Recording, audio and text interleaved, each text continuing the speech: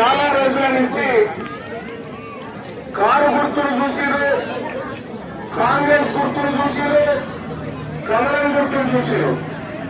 కానీ కత్తెర గుర్తుని మీరు ఫస్ట్ టైం చూస్తా ఉన్నారు కదా. అసలు ఏంది కత్తెర? ఈ కత్తెర ఏంది? అరే బచ్చే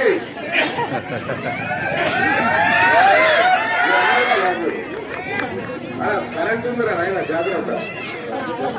ఇక్కడ ఇన్ని రోజులు మీరు చూసారు కదా. మరి కత్తెర గుర్తు ఎక్కడి నుంచి వచ్చింది? ఎవరిది కత్తెర గుర్తు? ఎందుకోసం వచ్చింది? ఏం అవసరం వచ్చింది అంటే క్లియర్ గా ఒకటే అమ్మా, గుర్తు పెట్టుకోండి.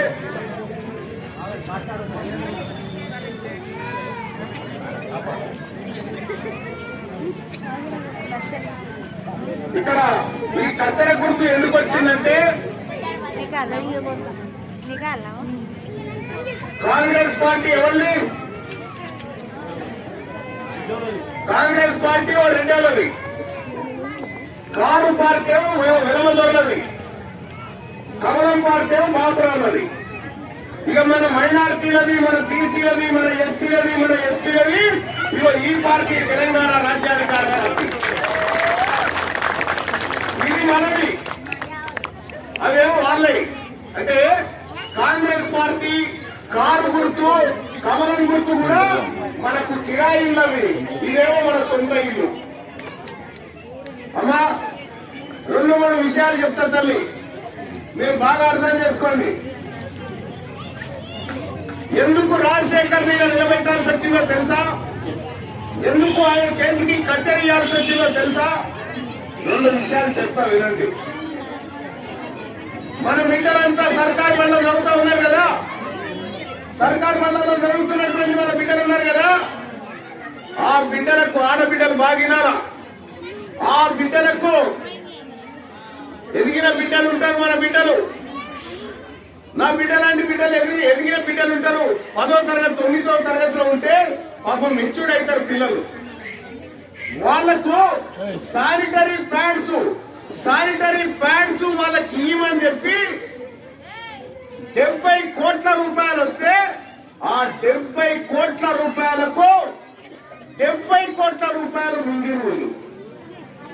మన ఆడబిడ్డల సొమ్మును ఈ కారు గుర్తు ఈ కాంగ్రెస్ వాళ్ళు కలిసి 70 కోట్ల రూపాయలు మింగారు. మన ఆడబిడ్డలకు బాత్రూమ్ కట్టియండి అని చెప్పి పైసలు ఇస్తే అందులో 40 కోట్లు మింగిరు. ఏ పైసలు తిన్నారో యాదకొస్తున్న అమ్మాయిలు వీళ్ళు తిన్న పైసలు ఏంది? మన ఆడబిడ్డల పైసలు. మనందరికీ తెలుసు, మన ఇంట్లో తల్లులు ఉన్నారు, మన ఇంట్లో ఆడబిడ్డలు ఉన్నారు. వాళ్ళకు ప్రతి నెల సమస్యలు ఉంటాయి. ఆ సమస్యల కోసం ఖర్చు పెట్టాల్సిన డబ్బు తిన్నటువంటి దొంగల ముఠ ఓ దిక్కు కాంగ్రెస్ పార్టీ, ఇంకో దిక్కు బీఆర్ఎస్ పార్టీ, ఇంకో బీజేపీ పార్టీ. ఇక వాళ్ళు వచ్చి చెప్తారు ఇంకొచ్చి, ఇక బీజేపీ ఆయన వచ్చేమో హిందూ ముస్లిం ఒక్కటే. వర్గాల నుంచి పుట్టినటువంటి బిడ్డలుగా ఎందుకు ఉంటారు? ఇవాళ నేను అడుగుతా ఉన్నా, मुसलमान भाइयों बहनों, केसीआर ने क्या कहा 2014 में? अगर कांग्रेस का टीआरएस पार्टी को जिताए तो 4 महीने के अंदर ही 12% रिजर्वेशन अमल करता। ये केसीआर का वायदा है, मैं वायदा पे पक्का रहूंगा बोला नहीं बोला? क्या हुआ? हो गया? 4 महीने गुजर गया, 40 महीने गुजर गया, 4 साल भी गुजर गया, अभी 14 साल लगभग अभी तक हुआ नहीं. ఆయన రేవంత్ రెడ్డి మనకు మళ్ళా 40% ఏమైంది? 7 ఏళ్ళు పోయింది, 2 ఏళ్ళు పోయింది, ఇప్పటిదాకా 72% రిజర్వేషన్ లేదు. ఏది రాబోయే మా రిజర్వేషన్ అంటే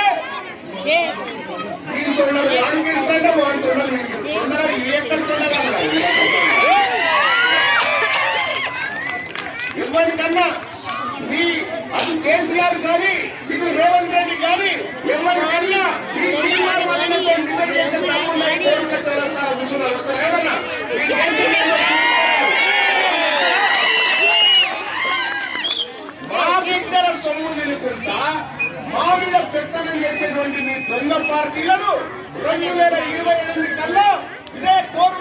చౌరస్తాలో కారు పార్టీని, కాంగ్రెస్ పార్టీని, అన్ని పార్టీలను ఖతం చేసి మన కంచెల మనకు కావాల్సిందల్లా మా యువకుల బలం కావాలి, మా ఆడపిల్లల జీవనాలు కావాలి, మా అన్నదమ్ముల ఆలోచన కావాలి. మేధావర్గమంతా మా వైపు నిలబడి తిమ్మారమల్లన్నా, నువ్వు గోమల్లన్నా, నువ్వు కొట్టాలి ఈ దొంగల సంగతి, వీళ్ళ సంగతి అయినప్పుడు మీరు గల్లా పట్టి నది రోడ్డు మీద నిలబెట్టు మల్లన్నా అని చెప్పి మీరు ఆశీర్వదించాలన్నా. రేపు పొద్దున మీరు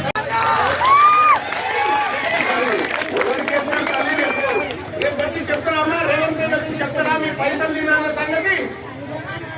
కేసీఆర్ వచ్చి చెప్తాడా? 70 ఏళ్ల నుంచి ఈ దొంగలకే కదా ఓట్లు వేసింది మనము.